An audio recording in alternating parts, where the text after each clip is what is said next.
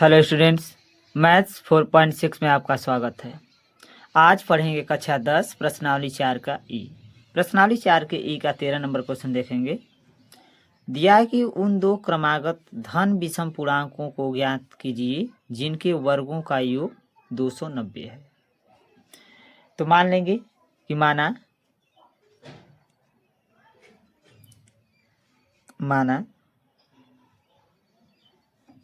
दो क्रमागत धन विषम पूर्णांक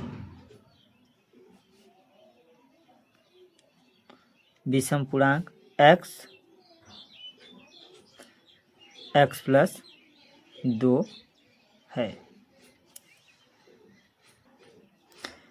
फिर कहा है कि जिनके वर्गों का योग 290 है। तो प्रश्नानुसार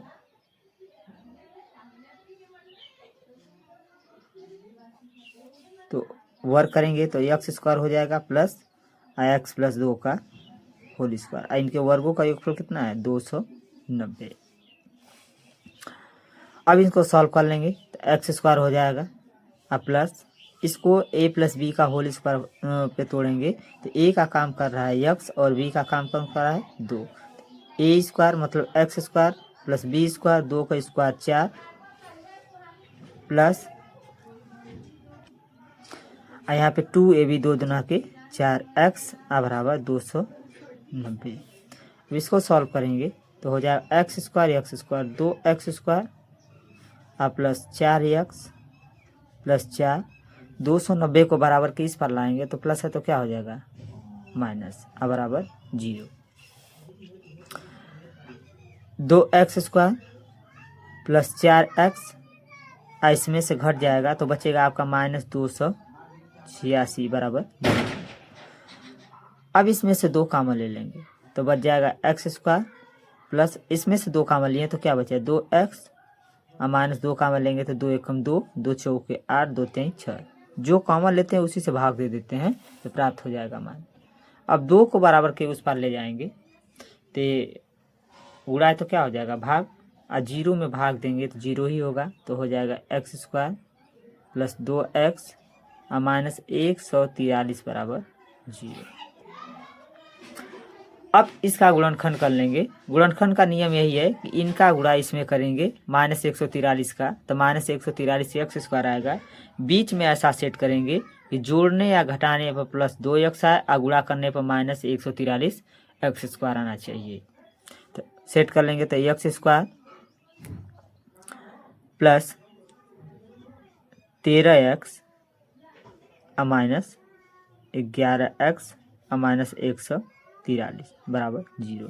घटाएंगे तो 2x आ जाएगा और गुणा करेंगे तो देखो 11 का 13 में करेंगे तो 11 3 33 को 3 हासिल 3 11 कम 11 3 14 हो जाएगा 143। एक्स का एक्स में करेंगे तो एक्स स्क्वायर और माइनस का प्लस में करेंगे तो माइनस होगा।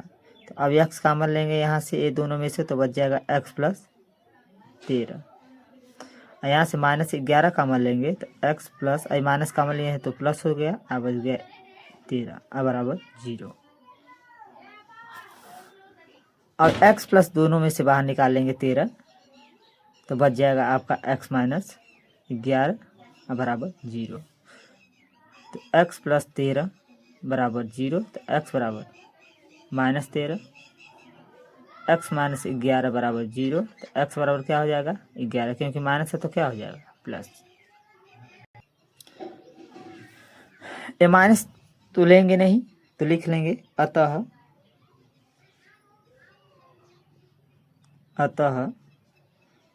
विषम पूर्णांक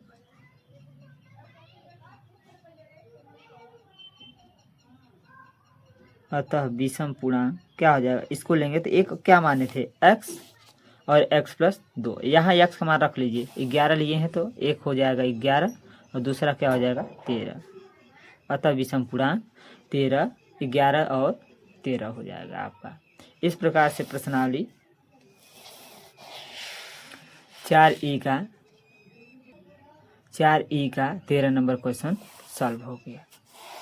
आपका आंसर आ गया 11 और 13। अगला क्वेश्चन दिया है 14 नंबर। कहा है कि क्या एक ऐसी आम की बगिया बनाना संभव है जिसकी लंबाई चौड़ाई से 2 गुनी हो और उसका क्षेत्रफल 800 मीटर स्क्वायर है? यदि है तो उसकी लंबाई और चौड़ाई ज्ञात कीजिए।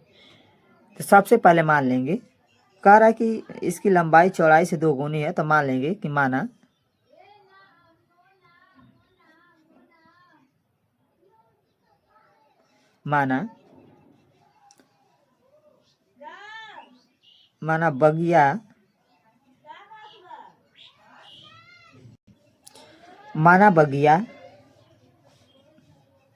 बगिया की चौड़ाई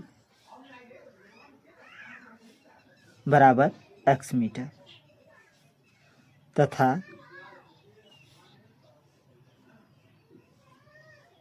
बगिया की लंबाई कितना हो जाएगा 2x मीटर, क्योंकि क्या है 2 गुना है। आम की बगिया लिख लेंगे इसको, माना आम की बगिया, ऐसा ही रहेगा। इसका क्षेत्रफल दिया है, क्षेत्रफल कितना दिया है 800 मीटर स्क्वायर। हम जानते हैं कि बाग का क्षेत्रफल बराबर होता है लंबाई गुणे चौड़ाई। क्षेत्रफल तो 800 मीटर दिया है मीटर स्क्वायर, लंबाई है आपका 2x गुणे चौड़ाई है x। इसको गुणा करेंगे तो सीधे लिख लेंगे 2x स्क्वायर हो जाएगा बराबर 800, x स्क्वायर बराबर हो जाएगा आपका 800 बटे के 2, तो x स्क्वायर बराबर यहाँ हो जाएगा 400। इसको इस तरह भी लिख सकते हैं, x स्क्वायर बराबर, इसको 20 का स्क्वायर लिख सकते हैं, स्क्वायर से स्क्वायर कैंसिल, x बराबर कितना आ गया आपका 20 मीटर। तो लिख लेंगे कि अतः आम की बगिया की चौड़ाई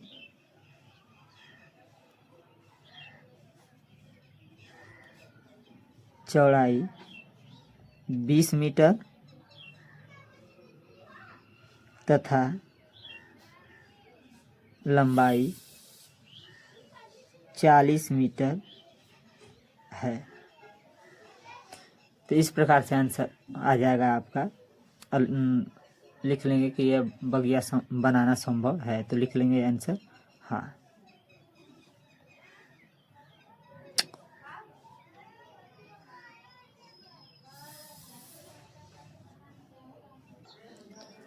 तो लिख लेंगे यहाँ पे कि अतः आम की बगिया की चौड़ाई 20 मीटर तथा लंबाई 40 मीटर है और आम की बगिया बनाना संभव है। तो लिख लेंगे हाँ, और चौड़ाई 20 मीटर और लंबाई 40 मीटर है।